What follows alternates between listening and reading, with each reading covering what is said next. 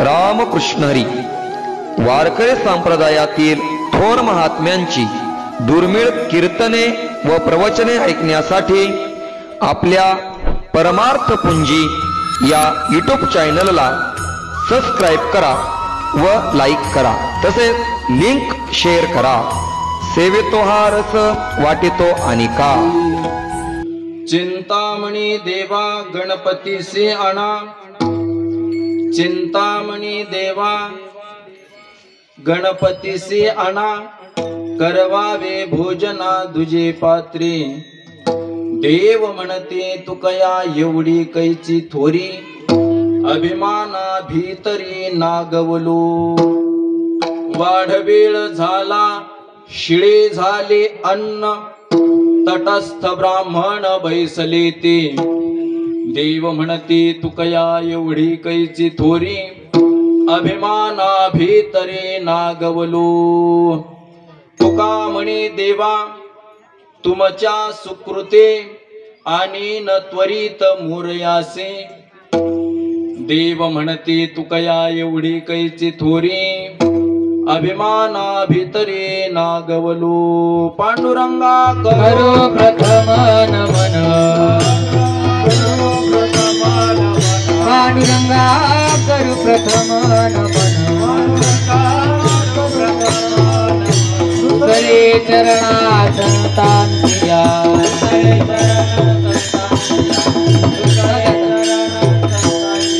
संत कृपादाने कथेचा विस्तार, संत कृपादाने कथेचा विस्तार। बाबाजी सद्गुरु दास तुका,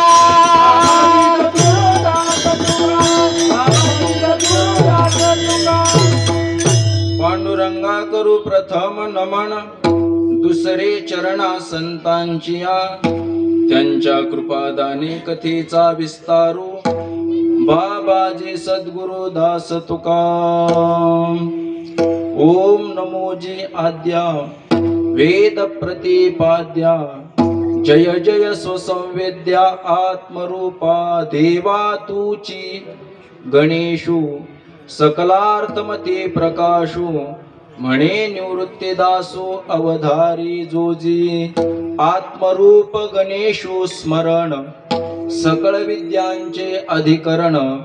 तेची बंधू श्री चरण श्री गुरूंचे, ते नमस्कारोनी आता। काय माझी वाणी मानिल संतांसी, रंजवू चित्तासे आपुलिया। माझी वाणी तुझे वर्णी गुणनाम, ऐसे दे प्रेम काही कळा। वचन ऐका कमळापती, मज रंकाचे विनंती। कर जोडितो कथे काळी, आपण असावे जवळी। चिंतामणी देवा, चिंतामणी देवा गणपतीसी आणा, करवावे भोजना दुजे पात्री। देव म्हणते तुकया एवढी कैची थोरी, अभिमाना भीतरी नागवलो। षडगुण ऐश्वर्य संपन्न भगवान श्री पंढरीश पांडुरंग परमात्मा, मुक्त कैवल्य तेजोनिधी ज्ञानी यांचे राजे योग्यांची मौली साधकांचे मैबाप, कैवल्य साम्राज्य चक्रवर्ती भगवान श्री ज्ञानोबराय, प्रतिष्ठान निवासी श्री संत शांती ब्रह्मनाथ महाराज, जगद्गुरु जगद्वंदनीय विश्वभूषण विश्वोद्धारक श्री तुकोबराय आदी करून सकल संतांच्या चरणी साष्टांग दंडवत। स्वानंद सुखनिवासी सद्गुरु जोग महाराज, वारकरी शिक्षण संस्था, सकल गुरुवर्यांच्या चरणी साष्टांग दंडवत। भगवान मोरेश्वरांच्या चरणी साष्टांग दंडवत। तुम्हा ज्येष्ठ श्रेष्ठ श्रोतृ माता पित्यांच्या चरणी साष्टांग दंडवत करून सेवेला प्रारंभ। विठाला विठ्ठला विठ्ठला विठ्ठला विठ्ठला विठ्ठला विठ्ठला विठ्ठला। सेवेसाठी घेतलेला अभंग जगद्गुरु जगद्वंदनीय विश्वभूषण विश्वोद्धारक श्री तुकोबराय यांचा 4 चरणाचा असून, प्रस्तुत अभंगामधून जगद्गुरु तुकोबराय एका विशिष्ट प्रसंगामध्ये भगवान गणराजांना भोजन करण्यासाठी पाचारण करतायत। नवे नवे भगवान गणराजांना जेवू घालतायत। विठाला विठाला विठाला महाराजांच्या कृपाशीर्वादाने, जगद्गुरु तुकोबरायांच्या संत महंतांच्या कृपाशीर्वादाने या गंगा मसला या नगरीमध्ये चालत असलेला हा अखंड हरिनाम सप्ताह अतिशय आनंदामध्ये, उत्साहामध्ये चाललेला हा उत्सव अगदी सर्व ग्रामस्थ मंडळी यामध्ये सहयोग, सहभाग घेत आहेत आणि सुंदर अशा प्रकारचा हा चाललेला सोहळा खऱ्या अर्थाने ऐतिहासिक भूमिका लाभलेलं हे गंगा मसला गाव आहे. या गावाचा इतिहास अगदी पुराणांतराने वर्णन केलेला आहे. भगवान गणराजाचं या ठिकाणी पीठ आहे, जे भगवान गणराजाची 21 पीठं सांगितली जातात. त्यापैकी हे एक पीठ आहे. अतिशय महत्वाचं हे तीर्थक्षेत्र स्थान आहे. विठ्ठल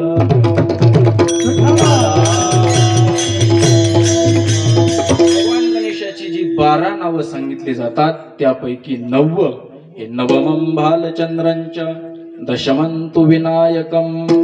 नवमं भालचंद्रंच या भूमीमध्ये येऊन भगवान चंद्रांनी तपश्चर्या केलेली आहे. भगवान गणराजाची उपासना केलेली आहे. भगवान गणराज प्रसन्न होऊन चंद्राचा दोष घालवलेला आहे आणि चंद्राला आपल्या मस्तकावर धारण केलेलं आहे. म्हणून भगवंताचं नाव भालचंद्र असं प्राप्त झालेलं आहे. त्या भगवंताच्या जयंती निमित्त आपण सर्व या ठिकाणी एकत्रित झालेलो आहोत. आमचे सर्व गुरुबंधू मंडळी या ठिकाणी उपस्थित आहेत. खऱ्या अर्थाने रंगदेवता निर्माण करणारी ही सर्व आमची आळंदीकर, बोधेगावकर म्हटलं तरी काही हरकत नाही, वावगं नाही, कारण हे आमचे बालगोपाळ सर्व बोधेगावहून आलेले आहेत. रंगदेवता निर्माण करणारी ही मंडळी आहे. आमचे गुरुबंधू लक्ष्मण महाराज बोधेगावकर ते देखील या ठिकाणी 7-8 दिवस सेवा देत आहेत.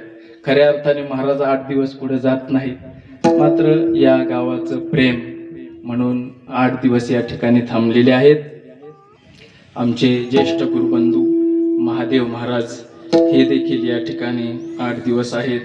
आमचे लाडके गुरुबंधू स्वर मर्मज्ञ भागवत महाराज ते देखील या ठिकाणी 8 दिवस आपल्याला सेवा देत आहेत. आणि सर्वच आमची गुरुबंधू मंडळी आणि या गावचं वैभव, या गावचे सुपुत्र, 2 सुपुत्र की ज्यांच्या योगाने या वर्षीचा सप्ताह आपला एवढ्या आनंदात झालाय.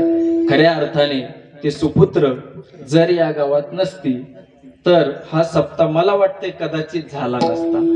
पण ज्यांच्यामुळे झाला ते आमचे कृष्णा महाराज आहेत, विशाल महाराज आहेत, की त्यांनी हे सर्व कार्यक्रम घडवून आणलेला आहे. अर्थात याच्या पाठीमागे भगवान गणराजाची कृपा आहे. विठ्ठल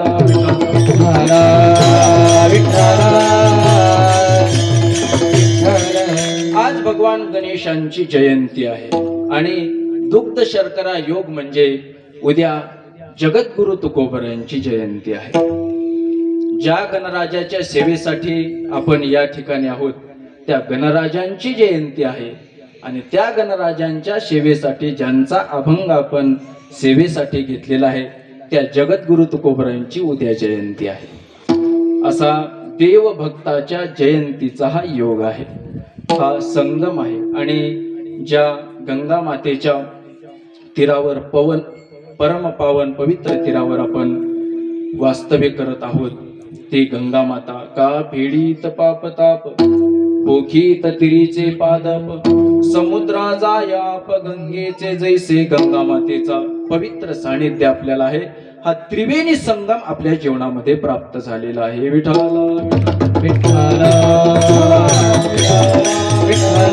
देवभक्ताची जयंती आहे. सरळ आपल्या बोली भाषेत जर सांगायचं ठरलं तर आज भगवान गणेशाचा वाढदिवस आहे, उद्या जगद्गुरु तुकोबरायांचा वाढदिवस आहे आणि या देवभक्ताच्या वाढदिवसासाठी विश करण्यासाठी आपण या ठिकाणी आलेलो आहोत. त्यांना शुभेच्छा देण्यासाठी, अर्थात त्यांचे आशीर्वाद प्राप्त करण्यासाठी, करून घेण्यासाठी आपण या ठिकाणी उपस्थित झालेलो आहोत. कारण वर्तमान काल असा आहे हा वाढदिवसांचा काल आहे. प्रत्येक जण वाढदिवस मोठ्या प्रमाणामध्ये साजरे केले जातात, शुभेच्छा दिल्या जातात. प्रत्येक मनुष्य हा वाढदिवस साजरा करत असतो. आपण जो वाढदिवस साजरा करायला आलो तो देवाचा वाढदिवस साजरा करायला आलेलो आहोत. पण मंडळी लोक जे वाढदिवस साजरा करतात तो देहाचा वाढदिवस साजरा करतात. स्वतःच्या देहाचा करतात, मुलाच्या देहाचा करतात, पत्नीच्या देहाचा करतात. असं म्हणतात की लग्नाचाही वाढदिवस साजरा केला जातो, त्याला मॅरेज डे म्हणतात. आणि असा वाढदिवस साजरा केला जातो. परंतु आपण जो वाढदिवस साजरा करण्यासाठी आलो तो भगवंताचा वाढदिवस साजरा करण्यासाठी आलो. खऱ्या अर्थामध्ये जीवनामध्ये वाढ दिवसाच्या बाबतीमध्ये हा शब्दच योग्य नाहीये. म्हणायचाच असेल तर त्याला घट दिवस आपण म्हणू शकतो, पण दिवस कधी वाढत नाही. आलेला दिवस तो निघून जात असतो. मी सांगत नाही, भगवान श्री ज्ञानोबराय सांगतात, जव जव बाळ बळिया वाडे, तव तव भोजे नाचती कोडे, आयुष्य निमाल्या तुलीकडे, ते ग्लानीची नाही जन्मलिया दिवस दिवसे, हो लागे काळाची आची आयसे, वाढती करीती उल्हासे, उभविती गुढिया. म्हणून आयुष्य जाणार आहे. खऱ्या अर्थाने जगद्गुरु तुकोबराय सांगतात, ज्या देहाचा वाढदिवस आपण साजरा करतो तो देह तरी आपल्या मालकीचा आहे का? देहही आपला नाही. आणि ज्या धनाच्या योगाने आपण वाढदिवस साजरा करतो तो धन तरी आपला. देह हे काळाचे धन कुबेराचे, देह हे काळाचे धन कुबेराचे, तेथे मनुष्याचे काय आहे, काय आहे तेथे मनुष्याचे काय आहे.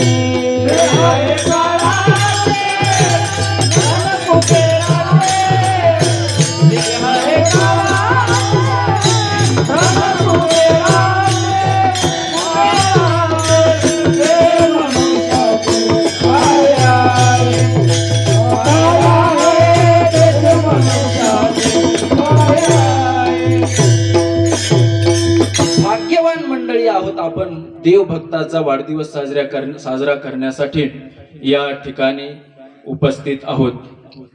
आज भगवान गणराजांची जयंती आहे. आपल्या भारतीय संस्कृतीमध्ये उपासना पंचायतन सांगितलेलं आहे. 5 देवतेची उपासना सांगितलेली आहे. एक भगवान श्री हरीची विष्णूची उपासना सांगितलेली आहे, भगवान शंकराची उपासना सांगितलेली आहे, भगवान गणराजाची उपासना सांगितलेली आहे, भगवान सूर्यदेवाची उपासना सांगितलेली आहे आणि भगवती दुर्गा मातेची उपासना सांगितलेली आहे. या पंच उपासना आपल्या वैदिक संप्रदायामध्ये सांगितलेल्या आहेत.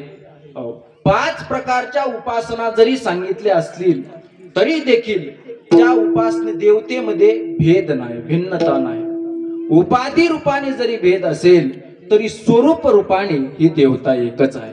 म्हणून जगद्गुरु तुकोबराय सांगतात, हरी आणि हर हे जरी भिन्न दिसायला असले तरी ते भिन्न नाही. हरी हरा भेद नाही करू नये वाद, नाही करू नये वाद, नाही करू नये वाद. हरी हरा भेद नाही करू नये वाद, नाही करू नये वाद, नाही करू नये वाद. हरी हरा भेद नाही करू नये वाद, नाही करू नये वाद, नाही करू नये वाद. हरी हरा भेद नाही करू नये वाद, नाही करू नये वाद, नाही करू नये वाद. जगद्गुरु तुकोबराय सांगतात, भगवंतामध्ये भेद नाही म्हणून वाद करू नका. वाद केलं तर काय होईल? वादे वादे जायते तत्वबोधः. परंतु हा वादे वादे जायते वैरवन्यही, वैर वाढतं.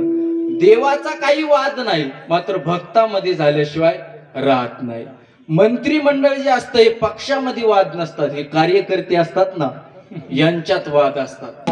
वरचे त्यांचे नाते संबंध असतात, पण इकडं कार्यकर्त्यांचे गावागावामध्ये भांडणं असतात, घराघरामध्ये भांडणं असतात. म्हणून वाद करू नका. स्वरूपता भगवान परमात्मा एकच आहे. विठ्ठल विठ्ठल विठ्ठल. भगवान श्री रामचंद्रजी ज्यावेळेस लंकेवर रावणावर स्वारी करण्यासाठी निघतायत, रामचंद्र भगवान शंकराचं लिंग स्थापन करतात आणि पूजा करायला प्रारंभ करतात. सर्व वानर येत आहेत आणि ती पूजा पाहतायत, इकडे तिकडे जात आहेत. 3 दिवस पूजा करतायत प्रभू रामचंद्र. वानरामध्ये एक कुजबूज सुरू होते. वानर एकमेकाच्या कानामध्ये काहीतरी बोलतायत. सगळीकडे कुजबूज चालू आहे आणि ते पाहतायत तर काहीतरी आश्चर्य त्यांना दिसते. काय आश्चर्य आहे, काय आश्चर्य आहे? आश्चर्य पाहण्यासाठी सर्व वानर मंडळी एकत्र होतात. आता वानराचा खेळ जरी असेल तर केवढी गर्दी होती. आता गर्दी करणारेच जर वानर असेल तर ती गर्दी कशी असेल? सर्व वानर येतात. काय आश्चर्य आहे, काय आश्चर्य आहे? पाहतात तर प्रभू रामचंद्र भगवान शंकराची पूजा करतायत आणि भगवान शंकरजी आतमध्ये प्रभू रामचंद्रांचं भजन करतायत. महादेव भजन करतायत. भजन करी महादेवा, भजन करी महादेवा, भजन करी महादेव, देव भजन करी महादेव, भजन करी महादेवा, भजन करी महादेव, भजन करी महादेव, महादेव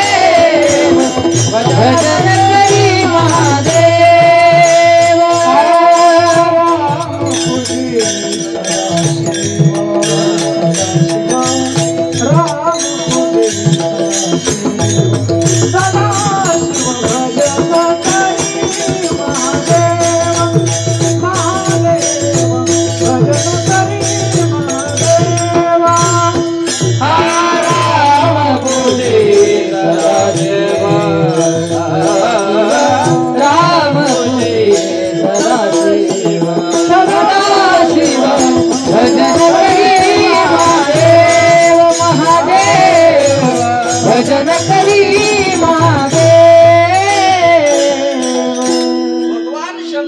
भजन करतायत. प्रभू रामचंद्र पूजा करतायत आणि महादेवजी भजन करतात. भजन करी महादेव.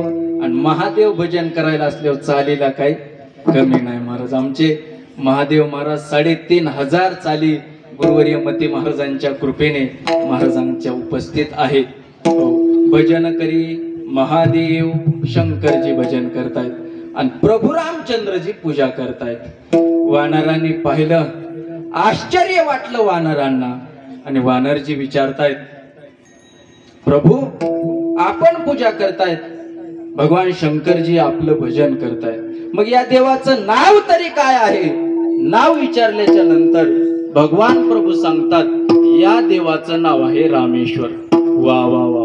रामेश्वर शब्द ऐकल्याच्या नंतर वानराला आनंद होतो आणि मोठ्याने गर्जना वानर करतात, रामेश्वर भगवान की जय. गर्जना केल्याच्या नंतर अतिशय आनंद होतो आणि तेवढ्यात ती गर्जना थांबते. सर्व वानर शांत होतात. वानर शांत झाल्याच्या नंतर प्रभू वळून पाहतात, एवढी आनंदी वानर शांत का झाली? प्रभू विचारतात, काय झालं नेमकं? झालं तरी काय? वानरांनी सांगितलं, प्रभू देवाचं नाव कळालं पण त्याचा अर्थ काय आम्हाला कळाला नाही. ठीक आहे, रामेश्वर शब्दाचा अर्थ काय आहे? विचारल्याच्या नंतर प्रभूजी सांगतात, अरे तुम्ही लघुसिद्धांत शिकले नाही का? वानर म्हणतात, शिकलो पण मध्ये गॅप भरपूर 10 महिन्याचा पडला, त्यामुळं काय सांगता येणार नाही, तुम्ही अर्थ सांगा. असं म्हटल्याच्या नंतर प्रभू सांगतात, या रामेश्वर पदामध्ये षष्ठी तत्पुरुष समास आहे. रामस्य ईश्वर यः सह रामेश्वर. राम ज्याचा ईश्वर आहे त्याला रामाचा जो ईश्वर आहे तो रामेश्वर. सर्व वानराला आनंद होतो. रामाचा ईश्वर तो रामेश्वर पुन्हा वानरजी गर्जना करतात, रामेश्वर भगवान भगवान की जय. गर्जना केल्याच्या नंतर आतमध्ये शंकरजीचं महादेवांचं भजन चालू आहे. श्रीराम जय राम जय जय राम, श्रीराम जय राम जय जय राम. आणि हे ऐकल्याच्या नंतर आतमधलं भजन बंद पडलं. पहिले वानर शांत झाले आणि आता महादेवजी शांत झाले, ते भजन करीनात. वानर विचार करू लागले, झालं तरी काय. वानराने विचारलं, प्रभू आपण भजन बंद केलं. प्रभू सांगतात, प्रभू रामचंद्राने जो अर्थ सांगितला, जो समास सांगितला, तो याचा समास नाही. मग प्रभू सांगतात, अहो त्यांनी लघुसिद्धांत मधून सांगितलं असं म्हटले. ते शंकरजी सांगतात, ते लघुसिद्धांत शिकले असतील, पण मुख्य ज्या 14 सूत्रावर हे सर्व व्याकरण झालेलं आहे, ते सूत्र माझ्या डमरूतून निघालेले आहे. म्हणून व्याकरणाचं चांगलं ज्ञान मला आहे. मग कोणता समास आहे? भगवान शंकरांनी सांगितलं, हा बहुव्रीही समास आहे. रामः ईश्वरः यस्य सह रामेश्वर. राम ज्याचा ईश्वर आहे त्याला रामेश्वर म्हणायचं. हे ऐकल्याच्या नंतर वानराला आनंद होतो आणि वानरजी पुन्हा जय जयकार करतायत. म्हणजे रामाचा ईश्वर, प्रभू सांगतात की रामाचा ईश्वर, आणि शंकरजी सांगतात राम ज्याचा ईश्वर. एवढं व्याकरणाचा आधार घेतायत ते. मलाही थोडंसं वाटलं की हा अभंग महाराज, या अभंगाला ध्रुवपद नाही, ध्रुवपद नाही. पण आपण सुरुवातीलाही ध्रुवपद म्हटलो आणि नंतर म्हणतानाही ध्रुवपद म्हटलो. याचं कारण थोडासा लघुसिद्धांत कौमुदीचा आधार घेतला आणि मी ध्रुवपद म्हणण्याचं थोडंसं धाडस केलं. लघुसिद्धांत कौमुदीच्या प्रारंभीच 14 सूत्र झाल्याच्या नंतर खाली ओळ आहे, इति माहेश्वर सूत्राणी अनादि संज्ञार्थाने येशाम अंत्या इतः. आणि हे मला महत्वाचं उपयोगाचं पडलं, हकारादिषु आकारः उच्चारणार्थ. हकारादिका मधला आकार जर उच्चारणार्थ असेल तर या अभंगाच्या बाबतीमध्ये का म्हणू नये? प्रस्तुत अभंगे ध्रुवपदः उच्चारणार्थ. विठ्ठल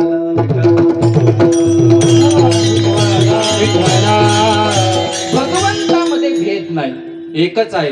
म्हणून पंचायतन पूजा सांगितली आहे.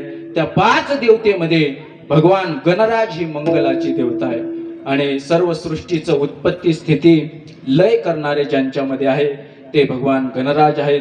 सर्व देवाचं स्वरूप असणारे भगवान गणराज आहेत. युगायुगामध्ये भक्तांचं रक्षण करण्यासाठी आणि दैत्याचं हनन करण्यासाठी भगवान गणराज अवतार घेतात.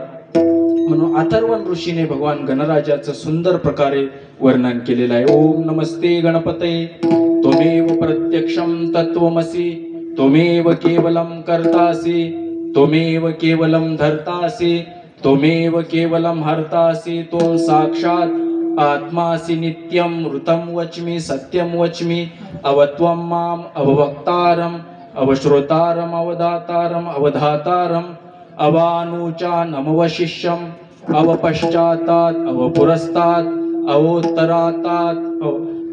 संपूर्ण अतिशय सुंदर प्रकारचं वर्णन अथर्वण ऋषीने केलेलं आहे. सर्व देव आहेत ते भगवान गणेश आहेत.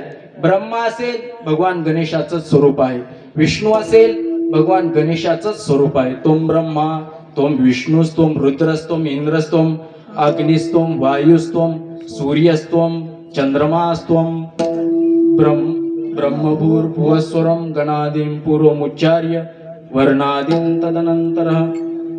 भगवान गणेशाचं वर्णन केलेलं आहे. युग परत्वे भगवान गणेश अवतार धारण करतात आणि प्रत्येक युगामध्ये भगवान गणेशाचं भिन्न भिन्न स्वरूप आपल्याला पाहायला मिळतं. गणेश पुराणामध्ये भगवान गणेशाचं सुंदर अशा प्रकारचं चरित्र कथन गुणवर्णन आलेलं आहे.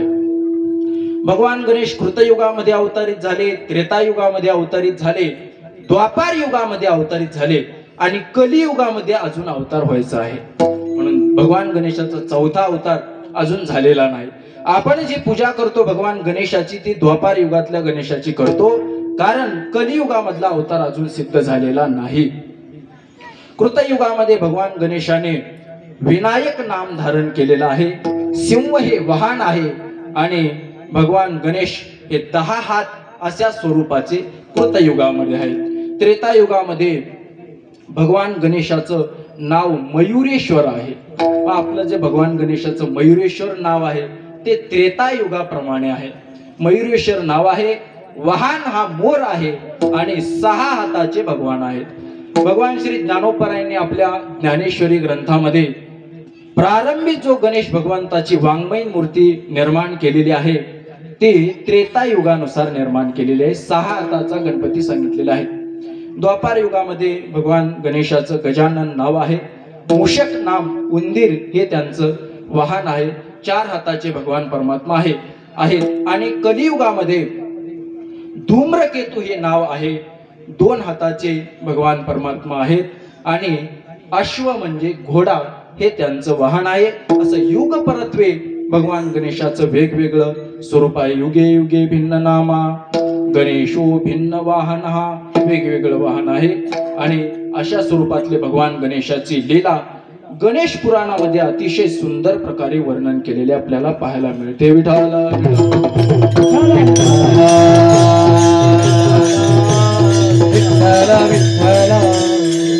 भगवान गणेशाचं सुंदर वर्णन आलेलं आहे. भगवान गणेशाचा आविर्भाव पार्वती मातेच्या उदरी झाल्याच्या नंतर पार्वती माता पाहते की भगवान गणेशाचं हे स्वरूप पाहिल्याच्या नंतर पार्वती मातेला दुःख होतं. असा मुलगा आपल्याला जन्माला आलेला आहे.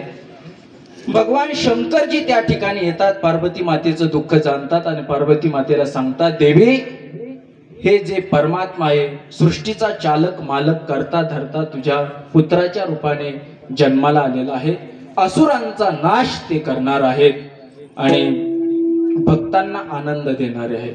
भगवान परमात्म्याचा हा स्वभाव आहे की भगवान परमात्मा भक्ताला आपल्या पायापाशी ठेवतात आणि दुर्जनाचा संहार करतात. ज्याप्रमाणे त्याचप्रमाणे भगवान गणेश देखील आपल्या भक्ताचं परिपालन करण्यासाठी आणि दुष्टांचं हनन करण्यासाठी अवतीर्ण झालेले आहेत. आणि हे ऐकल्याच्या नंतर भगवान गणेशजी बाल रूपामध्ये बोलतायत की शंकरजी माझे पिता जे सांगतायत ते अगदी बरोबर आहे. लहानपणीच गणेशजी बोलायला लागतात. जसं भगवान श्रीकृष्ण आहेत ते जन्माला आल्याच्या बरोबर लगेच आपल्या पित्याला सांगतात की मला आता इथून नंदाच्या घराला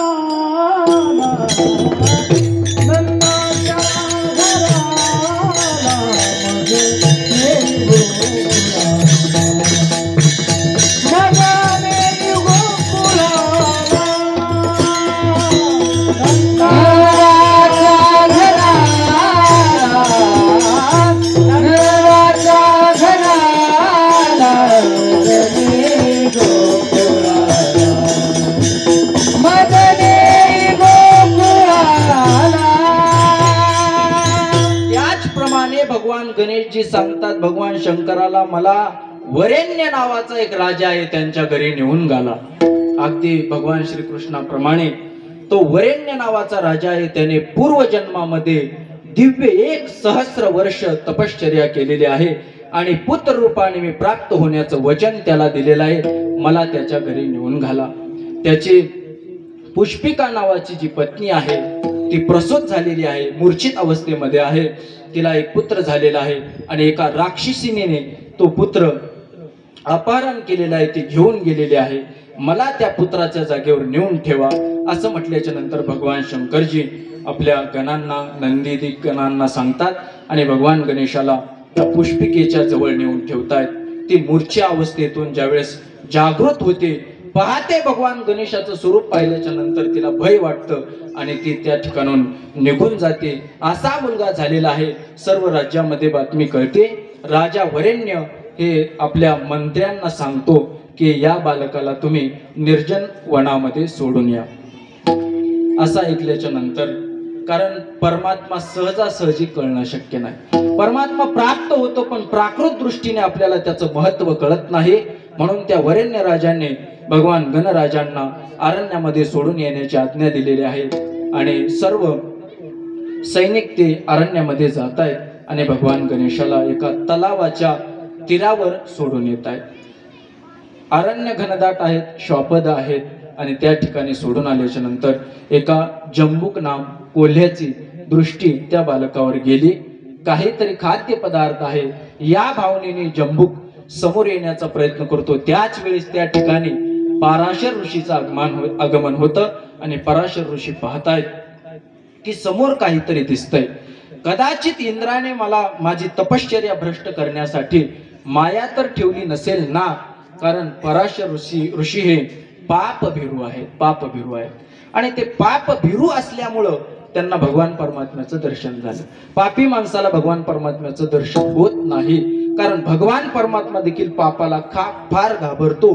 तुकोबराय सांगतात बहुपाभ्याड अनंत बहुपापा, अनंत हा पापाला खूप घाबरतो. आणि अर्जुनाने हीच तक्रार, अर्जुनाची हीच समस्या होती, देवा मी जर पाप करेल, माझ्या हाताने पाप होईल, तर तू प्राप्त झालेला माझ्याकडून निघून जाशील, माझं जोडीला असी तू हातीसा दुरी होसी का पाप मज होईल नरक यातना भोगील. पाप लागेल आणि तू माझ्या जवळचा निघून जाशील, म्हणून अर्जुन पाप करायला तयार नाही. पराशर ऋषी हे पाप भीरू होते. भगवान गणराजाचं दर्शन झालं, पाहिलं आणि पाहिल्याबरोबर ओळखलं हा परात्पर भगवान परमात्मा आहे. त्यांनी आपल्या आश्रमाला नेलं. त्यांची पत्नी वत्सला, तिलाही पुत्र प्राप्ती झालेली नाही. भगवान परमात्मा पाहिल्याच्या नंतर तिचा मातृभाव जागृत होतो आणि ती पुत्रासारखं आपलं भगवान गणराजाचं पालन पोषण करते. आणि तेव्हा पराशर मुनी आणि वत्सला माता हे भगवान गणराजाचे माता पिता होतात. विठ्ठल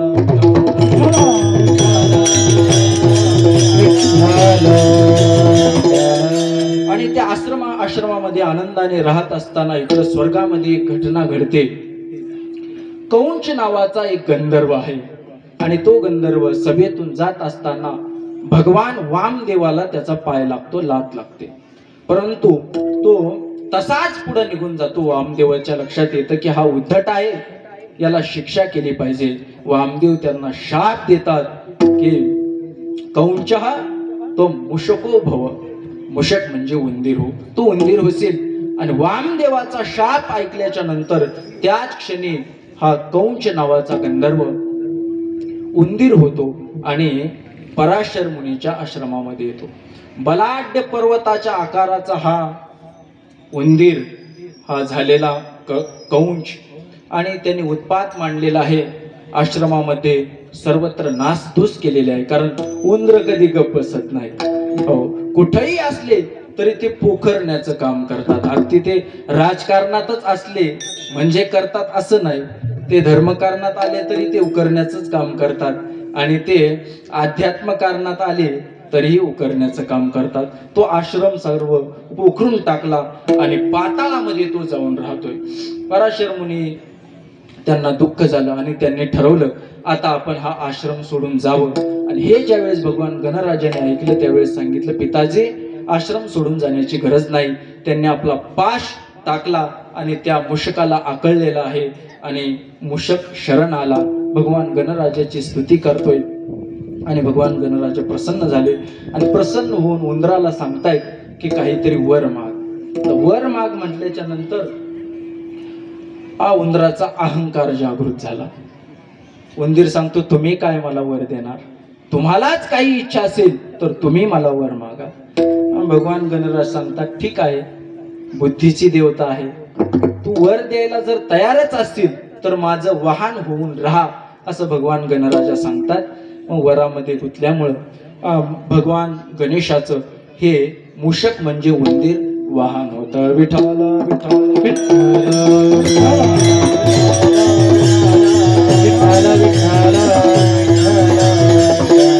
मूषक वाहन होण्याची गणेश पुराणामध्ये आणखीन एक कथा येते. सौभरी नावाचे ऋषी आहेत, त्यांचा आश्रम आहे. त्या आश्रमामध्ये मनोमयी नावाची त्यांची पत्नी आहे आणि त्या ठिकाणी ऋषी आश्रमाच्या बाहेर जात आहेत. आश्रमामध्ये एकटी मनोमयी नावाची पत्नी आहे.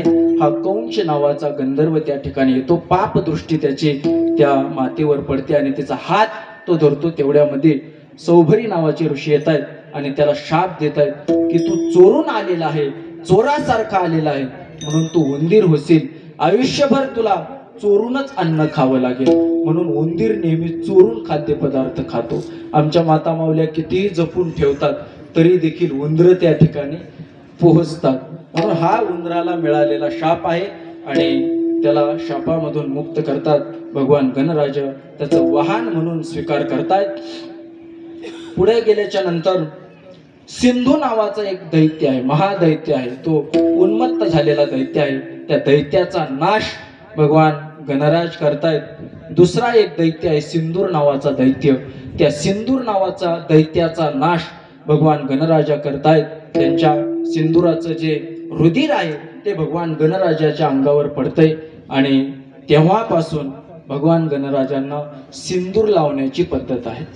सिंदूर नावाच्या दैत्याचा नाश केला म्हणून ते प्रतीक म्हणून आजही भगवान गणराजांना सिंदूर लावला जातो. विठ्ठल विठ्ठल.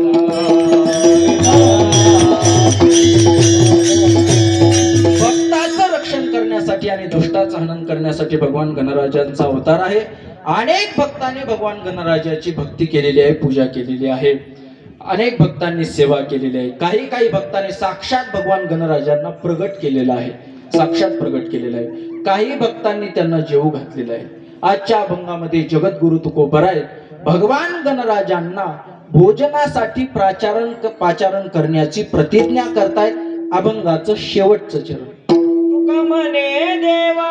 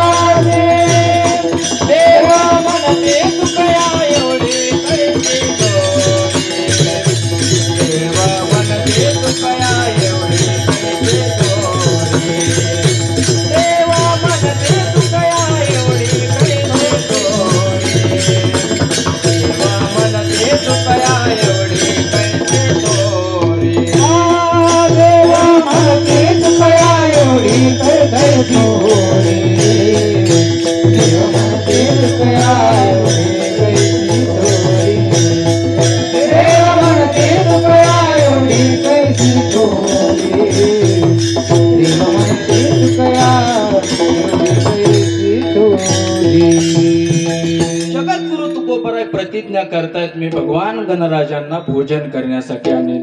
तुकोबरायांना विचारलं तुकोबराय भगवान गणराजांना आपण भोजन करण्यासाठी आणणार आहात ठीक आहे, परंतु भगवान गणराजाची 21 पीठ आहेत, त्यापैकी नेमका कोणता गणराजा तुम्ही आणणार?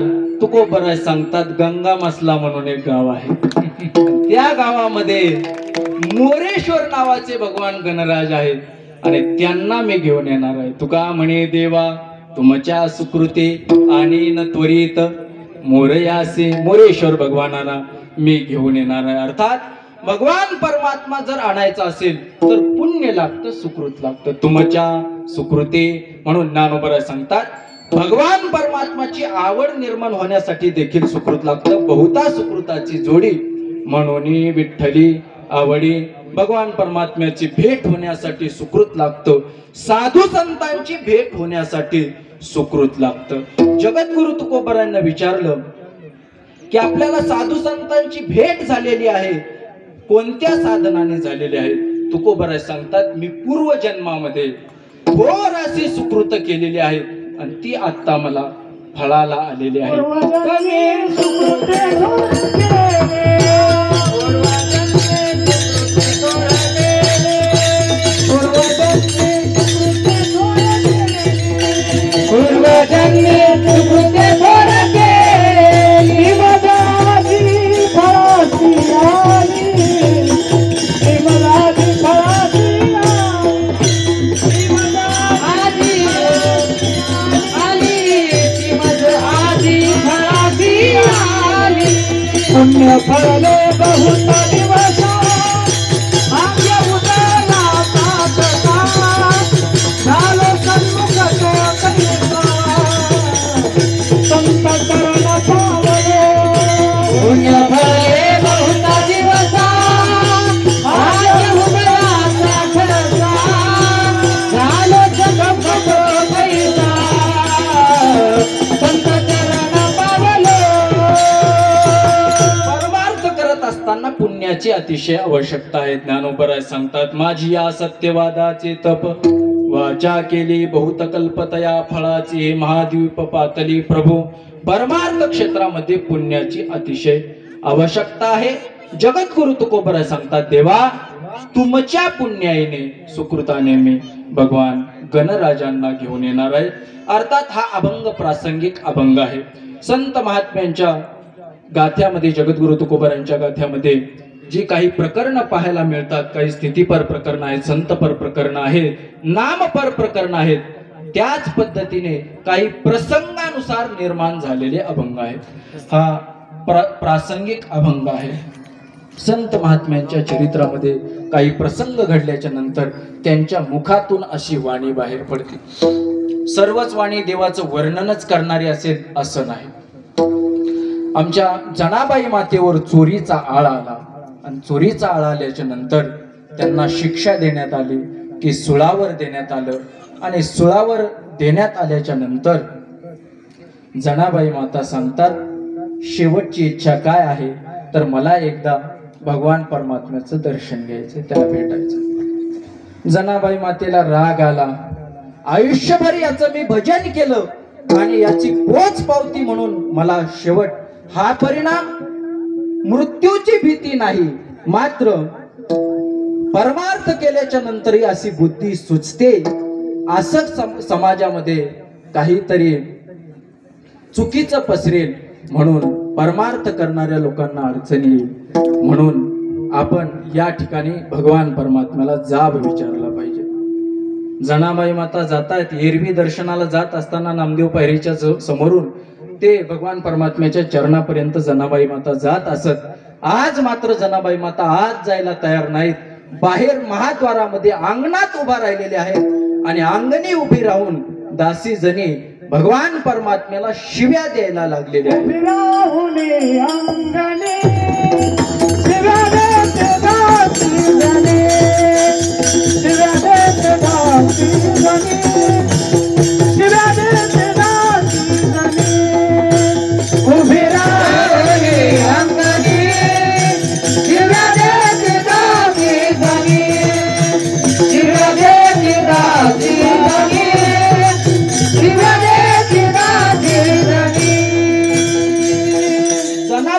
अंगणात उभ्या राहून शिव्या देतात. आता शिव्या कशा द्यायच्या हे आमच्या माता माऊलीला विचारा. पुढं कोर्स करावा लागत नाही, काही नाही महाराज. 1 तास 2 तास जरी भांडणं चालली तरी शिव्या बंद होत नाही. तुम्ही म्हणता पुन्हा पुन्हा त्याच येत असतील, तसंही घडत नाही. एकदा आलेली शिवी तिची पुनरावृत्ती होत नाही आणि तरी देखील तिला जर शांत बस म्हटलं तर ती सांगते अजून संध्याकाळपर्यंत चालेल एवढा स्टॉक शिल्लक आहे. आणि जनाबाई माता शिव्या देत आहेत. आणि काय शिव्या देत आहेत? अरे अरे विठ्या, मूळ मायेच्या कारट्या, तुझी रांडरंडकी झाली. चुडा सती सावित्री चुडाल्याली, तुझे गेले मढे, तुला देखून काळ रडे. असे पोट मोडून जनाबाई माता शिव्या देत आहेत. हा जो जनाबाई मातेचा अभंग आहे तो प्रासंगिक अभंग आहे. त्यांच्या जीवनामध्ये एक प्रसंग निर्माण झाला आणि त्या प्रसंगानुसार मुखातून निघालेले उद्गार आहेत. असे प्रासंगिक अभंग तुकोबरांच्या गाथ्यामध्ये आपल्याला पाहायला मिळतात. छत्रपती शिवाजी महाराजांनी नजराणा पाठवल्याच्या नंतर जगद्गुरु तुकोबराय सांगतात, काय दिला ठेवा आम्हा विठ्ठलची भावा, तुमचे एरवित्त धन ते मज मृत्तिके समान, कंठी मिरवा तुळसी व्रत करा एकादशी, म्हणवा हरीचे दास तुका म्हणे मज हे आस. हे प्रासंगिक अभंग आहेत. जगद्गुरु तुकोबराय लोह गावाला कीर्तन करण्यासाठी उभा राहिलेले आहेत आणि त्या ठिकाणी जगद्गुरु तुकोबरायांचे 14 टाळकरी आहेत. आपलं भाग्य आहे आज आपल्याला भरपूर टाळकरी मिळालेले आहेत आणि सर्व तरुण टाळकरी मिळालेले आहेत की ज्यांच्याकडे बसून पाहून असा उल्हास यावा असे टाळकरी आहेत. बऱ्याच ठिकाणी टाळकरी पाहिल्याच्या नंतर असं वाटतं की आपल्यालाच कसं तरी वाटतं, बाबा तुम्ही खाली बसून घ्या, लय त्रास घेऊ नका, एवढी त्यांची अवस्था झालेली असते. असे टाळकरी असतात. जगद्गुरु तुकोबरायांच्या 14 टाळकऱ्यापैकी एक शिवबा कासार नावाचे टाळकरी आहेत. तुकोबरायांचं कीर्तन कुठेही असल्याच्या नंतर ते कीर्तनाला जात आहेत, परंतु त्यांची पत्नी हे तितकीशी त्यांना अनुकूल नाही. प्रपंचाचं ओझं तिच्या खांद्यावर आहे आणि तिला वाटतंय की आपल्या पतिदेवाने कीर्तनाला जाऊ नये. बऱ्याच महिला मंडळीला वाटतं की यांनी कीर्तनाला जाऊ नये, शेतामध्ये जावं आणि शेतातली काम करावं. म्हटले आम्ही कीर्तनालाही जाऊ नये आणि शेतातही जाऊ नये, टीव्ही पुढे जाऊन बसावं असं त्यांना वाटतं. परंतु जगद्गुरु तुकोबरायांच्या कीर्तनाला हे शिवबा कासार नित्याने येत आहेत आणि त्यांच्या पत्नीला वाईट वाटलं. आता महिलांची बुद्धी जर एकदा फिरली तर काय करतील हे काही सांगता येत नाही. मग त्यांनी ठरवलं की ज्यांच्या कीर्तनाला हे जात आहेत त्यांनाच जर आपण जागेवर बसवलं तर कीर्तनही होणार नाहीत आणि आपलं मालक कीर्तनाला जाणारही नाही. अशी दुष्ट बुद्धी त्यांना सुचली आणि त्यांनी आपल्या पतीला सांगितलं, शिवबा कासारांना सांगितलं, तुम्ही तुकोबरायांच्या कीर्तनाला जाता, तुकोबरायांचं दर्शन घेता, मला देखील त्यांचं दर्शन व्हावं अशी अपेक्षा आहे. त्यांनी आपल्या घरी यावं आणि त्यांनी भोजन करावं, स्नान करावं ही माझी अपेक्षा आहे. हे ऐकल्याच्या नंतर शिवबा कासाराला आनंद होतो की काय झालं कुणास ठाऊक, आपल्या पत्नीच्या बुद्धीमध्ये फरक पडलेला आहे, सात्विक झालेली आहे, तुकोबरायांची सेवा करण्याची इच्छा तिची निर्माण झालेली आहे. आनंद होतो आणि तो तुकोबरायांना प्रार्थना करतो, महाराज आज संध्याकाळी मुक्कामाला आपल्या घरी चाला, सकाळी स्नान नित्यनेम करून पुन्हा तुम्ही देहूला जावा. तुकोबरायांचा भक्त असल्यामुळे तुकोबरायांनी स्वीकार केलं. तुकोबराय त्याच्या घरी येत आहेत. सकाळी उठल्याच्या नंतर शिवबा कासाराची पत्नी तुकोबरायांना स्नानासाठी पाणी तापते, गरम पाणी करते, पण तिची बुद्धी अशी होती की पाणी गरम करावं, पाणी उकळावं आणि ते उकळतं पाणी जगद्गुरु तुकोबरायांच्या अंगावर टाकावं अशी तिची बुद्धी होती.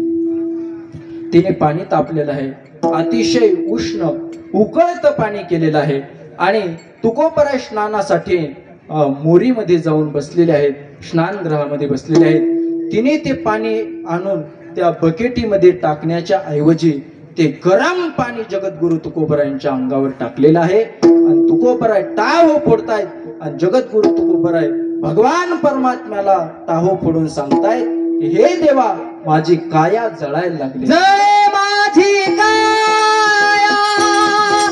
लागला ओनवा, जय माझी काया लागला ओनवा, घावरे केशवा माया बापा, घावरे केशवा माया बापा, जय माझी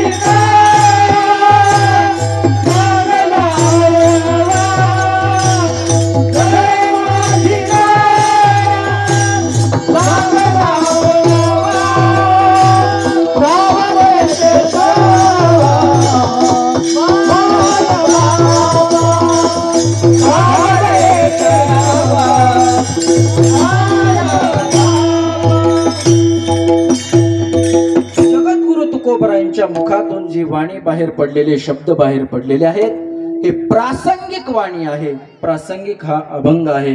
आजचा अभंग प्रासंगिक आहे. पिंपरी चिंचवडला एक मोरया गोसावी नावाचे थोर भगवान गणेशाचे भक्त आहेत. त्यांचे सुपुत्र चिंतामणी देव आहेत आणि भगवान गणेशाच्या जयंतीच्या निमित्ताने आजही त्या ठिकाणी मोठा उत्सव असाच साजरा होत असतो. आणि त्या उत्सवाला एक वेळेस चिंतामणी देवाला असं वाटलं की आपण जगद्गुरु तुकोबारायांना पाचारण करावं.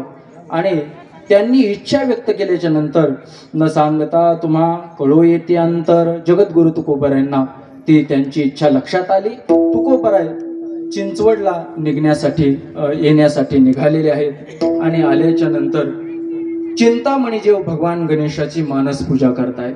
म्हणून आपल्या धर्मामध्ये शास्त्रामध्ये मानस पूजेला अतिशय महत्त्व दिलेलं आहे.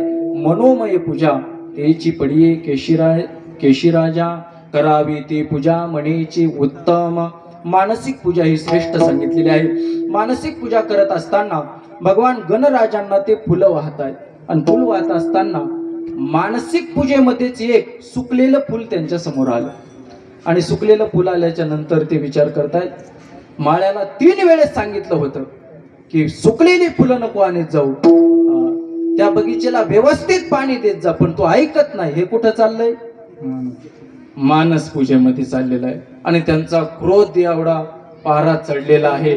आणि आता त्यांना वाटतं केव्हा पूजा समाप्त होते, केव्हा माळ्याला जाऊन भेटतोय. आणि थोडं पूजा केल्याच्या नंतर डोळे उघडले आणि पाठीमाग फिरतायत तर जगद्गुरु तुकोबाराय दिसतायत. घाली संतांसी आसनी पूजा करी काया वाचा म्हणे दर्शन घेतायत.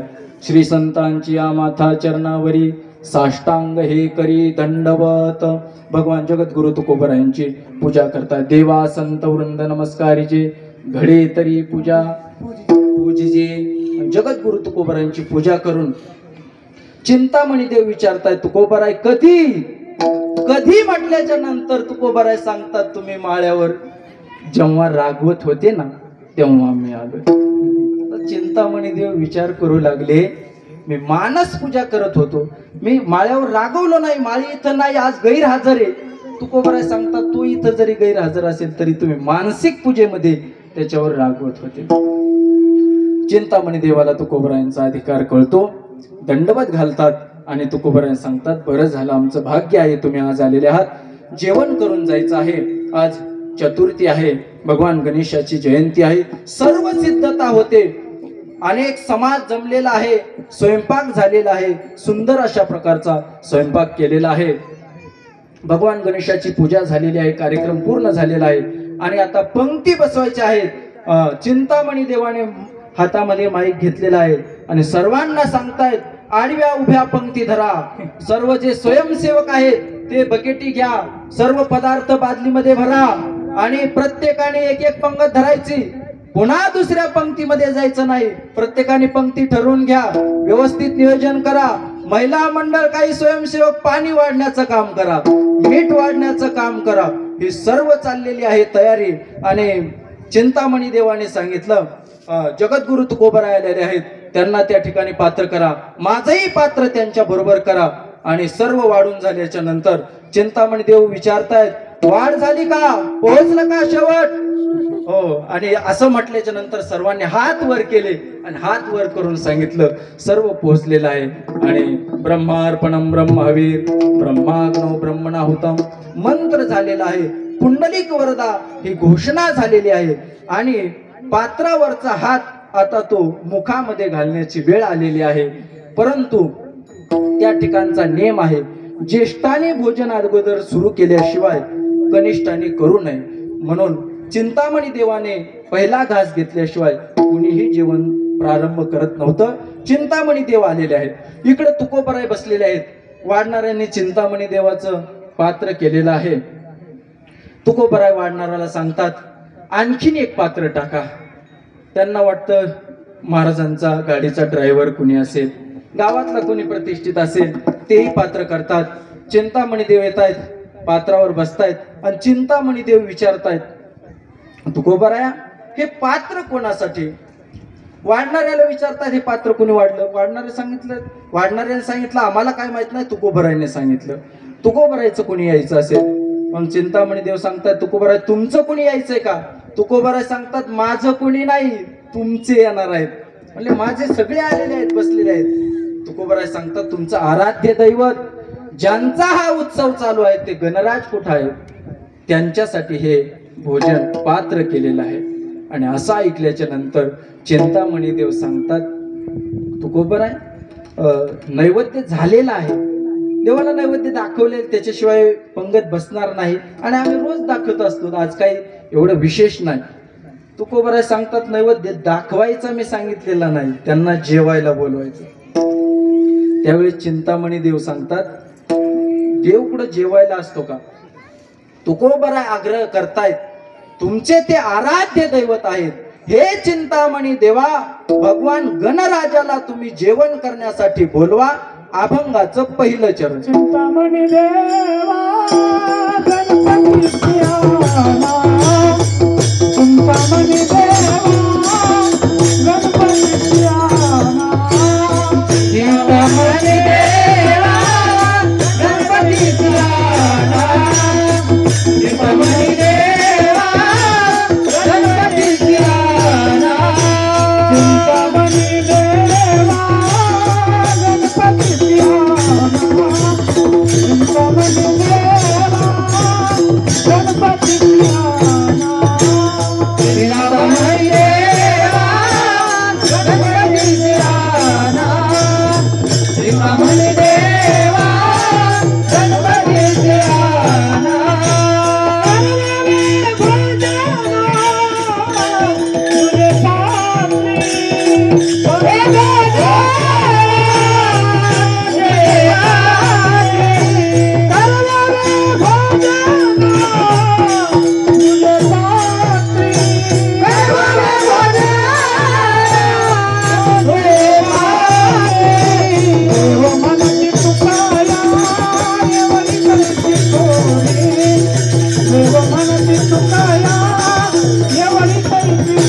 तुझे देव मनसी तुकाया एवढी कैसी तोरे, देव मनसी तुकाया एवढी कैसी तोरे. जगद्गुरु तुकोबराय सांगतात हे चिंतामणी देवा भगवान गणेशाला जेवण्यासाठी आणा. आणि हे ऐकल्याच्या नंतर चिंतामणी देव सांगतात तुकोबराया लोक समाज जमलेला आहे, सर्व आपल्या तोंडाकडे पाहत आहेत आणि तुम्ही काय बोलताय? देव कुठं जेवायला येत असतो का? देव कुठं जेवायला जेवण करत असतो का? त्याला नैवेद्य दाखवायचा असतो, आम्ही तो नैवेद्य दाखवत असतो. याच्या अगोदर कोणी देवाला जीव घातलेलं नाही, तुम्ही असं का म्हणतायत? आणि एवढं समाज पाहत असताना तुकोबरायने हट्ट धरलेला आहे. भागवत महाराज एखाद्याचा स्वरच लागत नाही आणि अभंग झालेला आहे, कीर्तन सुरू झालेलं आहे आणि चाल म्हणायच्या टायमाला समाज समोर बसलेला आहे आणि एखाद्याला म्हणावं चाल म्हणा, तो म्हणतो माझा स्वरच लागत नाही. नाही म्हणा चाल, स्वरच लागत नाही म्हणा चाल. हे अशा पद्धतीने झालं. परंतु चिंतामणी देव हे भगवान गणेशाचे भक्त म्हणून आहेत. चिंतामणी देव सांगतायत देवा जेवायला आणत नसतात, नैवेद्य दाखवत असतात. तुकोबराय सांगतात याच्या अगोदर अनेक भक्तांनी आणले. हो अनेक भक्तांनी आणले. कुणी भगवान परमात्म्याला जीव घातलेला आहे? त्रेतायुगामध्ये शबरी मातेने भगवान परमात्म्याला खाऊ घातलेला आहे, बोरं खाऊ घातलेले आहेत. द्वापार युगामध्ये विदुरा घरच्या भक्षुनी कन्या भगवान परमात्मा द्वारकेमध्ये येत आहेत आणि त्या ठिकाणी आल्याच्या नंतर दुर्योधनाचं पंचपक्वानाचं भोजन. परंतु भगवान परमात्मा सांगतात हे मोठाले महाल हे आपल्या कामाचे नाहीत. आणि त्या ठिकाणी उद्धवजी आलेले होते. उद्धवजी म्हणले देवा चला योग आलेला आहे, 5 स्टार आहे, चला. परंतु भगवान परमात्मा सांगतात हे उद्धवजी आपल्याला विदुराच्या घरी जायचं आहे. उद्धवजी चला विदुरा घरी जा रे, उद्धवजी चला विदुरा घरी जा रे, उद्धवजी चला विदुरा घरी जा रे, उद्धवजी चला विदुरा घरी जा. बड़े बड़े मंदिर कोना काम के, बड़े बड़े मंदिर कोना काम के, बाबा घर नहीं पावे, उद्धवजी चलो विदुरा घरी जा रे, उद्धवजी चल विदुरा घरी जा उद्धवजी चल विदुरा घर जा रे उद्धवजी चल विदुरा घर जा रे. भगवान परमात्मा सांगतात उद्धवजी चला विदुरांच्या घरी जायचं. उद्धवजी सांगतात कोणाच्या घरी? दुर्योधनाच्या? नाही म्हटले दुर्योधनाच्या नाही, विदुरा घर जावे, चला विदुराच्या घरी जायचंय. आणि त्या ठिकाणी गेल्याच्या नंतर विदुरजीने काय केलं महाराज? कण्या केलेल्या आहेत आणि त्या कण्या खाल्ल्याच्या नंतर भगवान परमात्म्याला आनंद झालेला आहे. विदुरा घरच्या भक्षुनी कण्या परमानंदी झाला. तुकोबरा सांगतात अनेक भक्तांनी जीव घातलंय चिंतामणी देवा बोलवा गणराजाला. त्यावेळेस चिंतामणी देव सांगतात देवा तुकोबराया देव स्वतःहून त्यांच्याकडे गेलेले आहेत, पण जीव असं कोणी घालतं का पंक्तीला? तुकोबराय सांगतात हो घालतं. नामदेवरायांनी जीव घातलेला आहे. नैवेद्य घेऊन गेले नामदेवराय भगवान परमात्म्याच्या समोर उभा राहिलेले आहेत आणि भगवंताला सांगतात देवा जेवा जेवा जेवा म्हटल्याच्या नंतर भगवान परमात्मा जेवायला तयार नाही. कारण असं याच्या अगोदर देव जेवले नव्हते. नामदेवरायांना वाटलं आपले वडील रोज येऊन देवाला जेवू घालत होते, आज देव जेवण करत नाहीत. नामदेवराय सांगतात देवा मी लहान आहे म्हणून तू जेवत नाही का? का तू जेवत नाही? अरे मी सकाळी स्नान करून आलेलो आहे, आंघोळ करून आलेलो आहे, कपडेही नवीन घातलेले आहेत, जेव ना देवा, देवा जेव ना. असं म्हटल्याच्या नंतर भगवान परमात्मा जेवायला तयार नाहीत. नामदेवरायला वाटलं देव उपाशी राहील, आपल्यावर रुसला वाटतंय. नामदेवराय लहान आहेत आणि नामदेवराय सांगतात देवा तू जर जेवला नाही तर मी माझं डोकं फोडून घेईल. म्हणून मस्तक आपलं भगवान परमात्म्याच्या चरणावर ते आपटत आहेत आणि ते पाहिल्याच्या नंतर भगवान परमात्मा प्रगट होतोय आणि नामदेवरायांच्या समोर प्रगट होऊन नामदेवरायांचा नैवेद्य भोजन भगवान परमात्मा करत आहेत. जगद्गुरु तुकोबराय सांगतात चिंतामणी देवा नामदेवरायांनी जेव घातलेला आहे, देवाला भगवान गणराजांना जेवण करण्यासाठी आणा. चिंतामणी देवा गणपती सियाना करवावे भोजना तुझे पात्री. आणि एवढं ऐकल्याच्या नंतर चिंतामणी देवाच्या लक्षात येतं की आपण भक्त म्हणून आपली थोरवी झालेली आहे. आणि त्यावेळेस चिंतामणी देव शरण येतात जगद्गुरु तुकोबरायांना आणि हात जोडून तुकोबरायांना सांगतात देवा प्रभू तुकोबराय एवढी माझी थोरी नाही, मी अभिमानाच्या याने नाडले गेलेलो आहे. अभंगाचं द्वितीय चरण. देव म्हणती तू कया एवढी कैची थोर. देव म्हणती तू कया एवढी कैची थोर. देव म्हणती तू कया एवढी कैची थोर. देव म्हणती तू कया एवढी कैची थोर.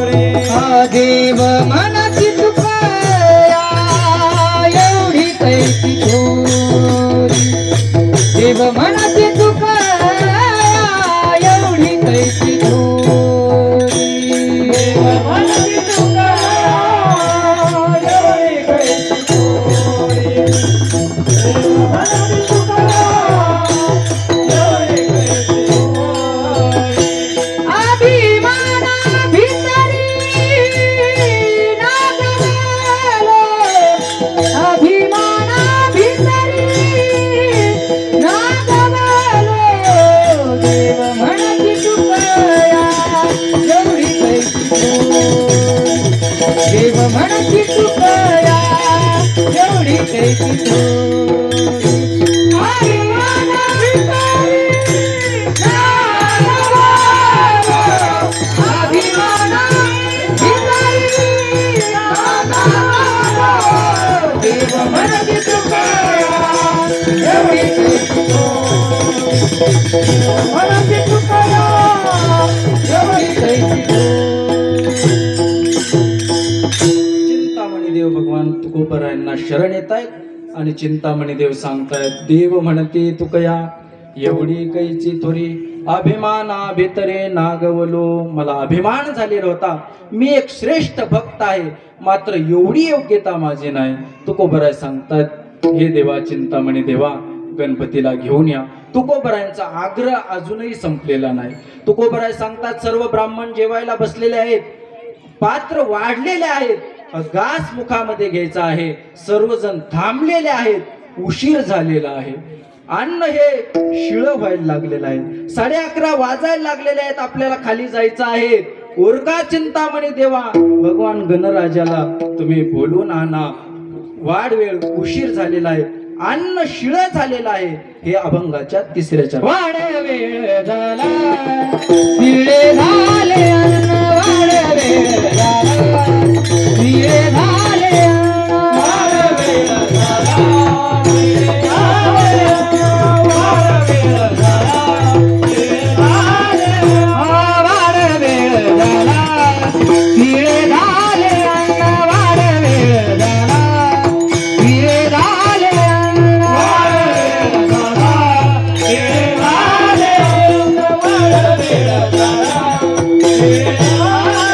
अन्न.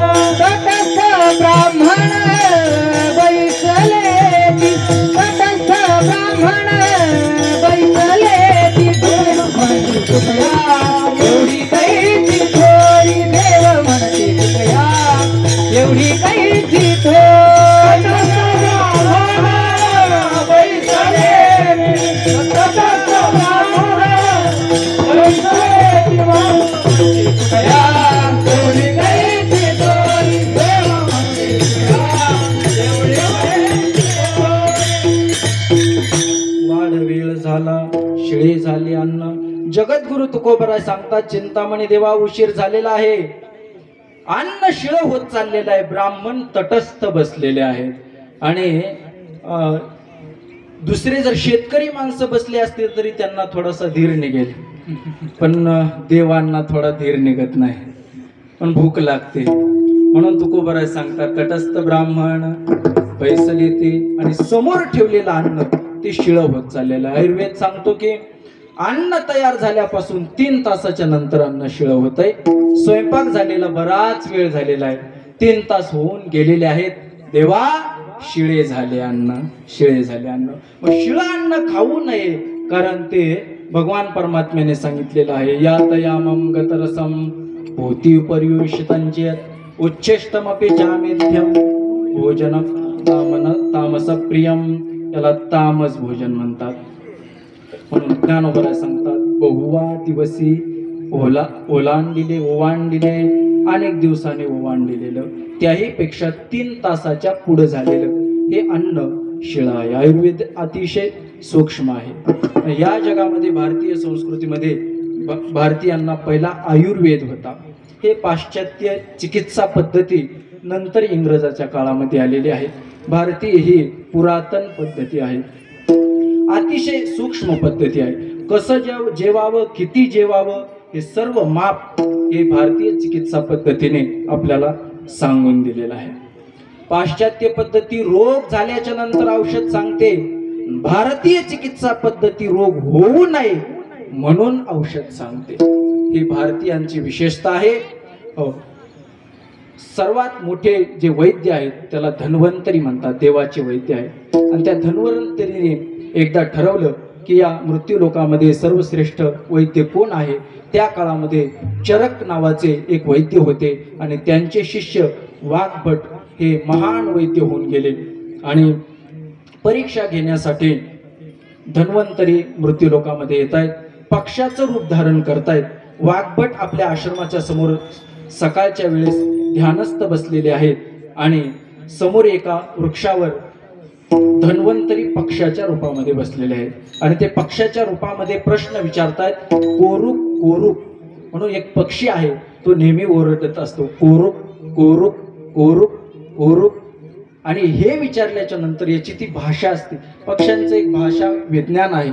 ते वाघभटांच्या लक्षात येतं की हे आपल्याला प्रश्न विचारतायत. कोरुक शब्दाचा अर्थ होतो कह अरुक. कह अरुक म्हणजे कोण अरुक आहे. अरुक शब्दाचा अर्थ होतो निरोगी. कोण निरोगी आहे, कोण निरोगी आहे. आणि हे विचारल्याच्या नंतर वाघभट हे पक्षाच्याच भाषेमध्ये उत्तर देतात.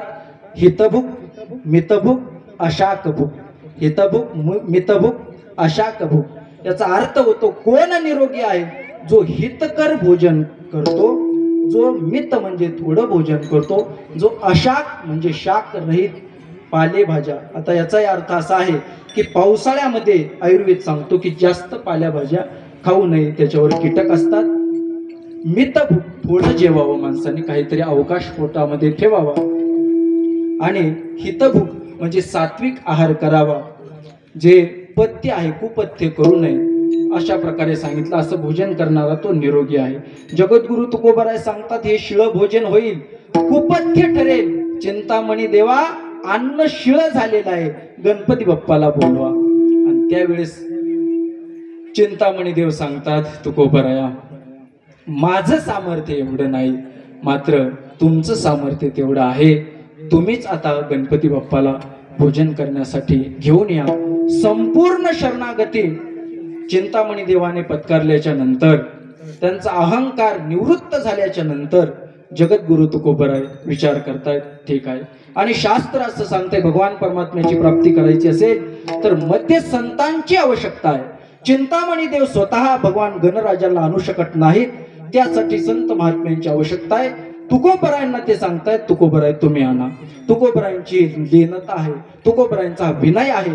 तुकोबराय सांगतात देवा मी भगवान गणेशाला घेऊन येईल, पण माझ्या सामर्थ्याने नाही, तुमच्याच सामर्थ्याने घेऊन येईल. तुकोबराय सांगतात तुका म्हणे देवा तुमच्या सुकृते आणीन त्वरित मोरयासे.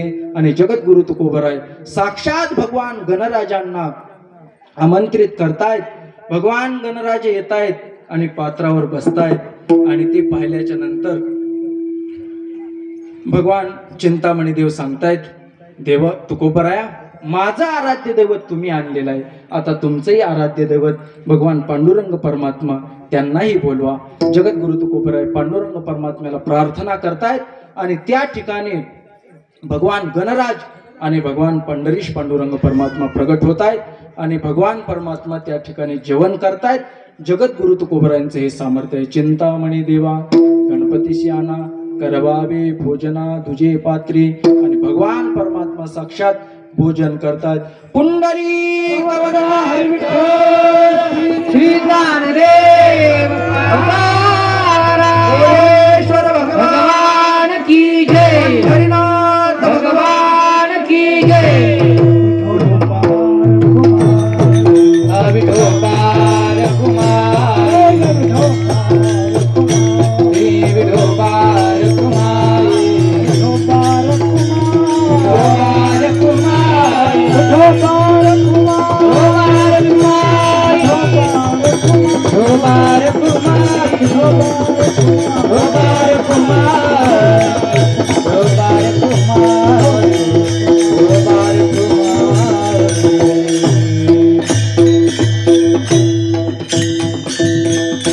आपला समय झालेला आहे. खाली आपल्याला भगवान गणराजांच्या जन्मोत्सवासाठी जायचं आहे. त्याच्या अगोदर अगदी 2 मिनिटांमध्ये भगवान गणराजांच्या जन्माची कथा पाहायची आहे. पुंडलिक वरदा करायचा आहे आणि आपल्याला खाली उत्सवासाठी जायचं आहे. भगवान गणराजाच्या जन्माची अतिशय दिव्य अशा प्रकारची कथा आहे. भगवती पार्वती माता स्नान करण्यासाठी जाते आणि आपल्याला कोणीतरी गण संरक्षण करण्यासाठी त्या ठिकाणी उभा असावा. पार्वती मातेच्या 2 दास्या आहेत, जया आणि विजया नावाच्या दास्या. त्या दासी पार्वती मातेला सांगतायत की आपल्या हक्काचा कोणीतरी एक गण या आपल्या सेवेसाठी हवा आहे. पार्वती माता आपल्या उटणीचं अंगाचा जे उटणं आहे त्याचा एक पुरुष आकाराची आकृती तयार करतात आणि त्याच्यामध्ये प्राण संचारित करतायत. भगवान परमात्म्याचा आविर्भाव त्या ठिकाणी होत आहे आणि पुत्र रूपाने भगवान परमात्मा गणेश भगवान परमात्मा प्रगट होत आहेत. पार्वती माता सांगते या ठिकाणी उभारा, कोणालाही आतमध्ये येऊ देऊ नका. आणि भगवान गणराज त्या ठिकाणी थांबतायत. आत पार्वती माता स्नान करण्यासाठी जाते. त्या ठिकाणी भगवान शंकरजी येत आहेत. गणेश परमात्मा सांगतात आत जायचं नाही, माताजी आत स्नान करत आहेत. भगवान शंकर परमात्म्याने सांगितलं कदाचित आपण मला ओळखलं नाही असं वाटतंय, मी भगवान शंकर आहे. या ठिकाणी कुठेही जाण्यासाठी मला संचार बंदी नाही, कोरोनाचा काल संपलेला आहे, मला आत जायचं आहे असं म्हटल्याच्या नंतर भगवान गणेशजी सांगतात, तुम्ही कोणीही असा, पंतप्रधान असा किंवा राष्ट्रपती असा किंवा मुख्यमंत्री असा, या कालामध्ये कोणालाही आतमध्ये जाता येणार नाही. भगवान परमात्मा प्रयत्न करतायत, पण लहान मुलं आहे, काय करावं म्हणून भगवान परमात्मा बाजूला जातायत. आपल्या सेवकांना सांगतायत की त्या बालकांना बाजूला करा. सेवक येत आहेत, भगवान गणेशाला बाजूला करण्याचा प्रयत्न करतायत. भगवान गणेश बाजूला होत नाही. आणि हे पाहिल्याच्या नंतर युद्ध त्या ठिकाणी भगवान शंकराच्या गणांचं आणि गणपती बाप्पाचं सुरू होतंय. सर्वांचा पराजय होतोय आणि भगवान शंकरजी येत आहेत. सर्व देव देवता त्या ठिकाणी आलेले आहेत. आणि भगवान गणेशाची ती उदंडता पाहिल्याच्या नंतर भगवान शंकराला, प्रभूला राग येतोय, क्रोध येतोय आणि भगवान शंकरजी त्रिशूळ मारतायत आणि भगवान गणेशाचं मस्तक बाजूला होतंय.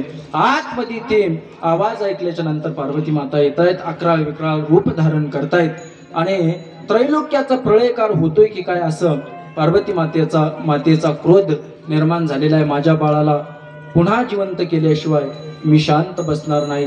या शक्तीचा क्रोध पाहिल्याच्या नंतर सर्व देवा चिंतित होतात आणि भगवान विष्णूजी एक मस्तक घेऊन येण्यासाठी अरण्यामध्ये जात आहेत. पहिलं मस्तक प्राणी समोर दिसतोय तो हत्तीचं मस्तक घेऊन येत आहेत. पुन्हा गणराजांना जिवंत करतायत आणि गणराजांना पुन्हा प्राण दिल्याच्या नंतर हेच भगवान गणराजांचा जन्म आपण साजरा करत असतो.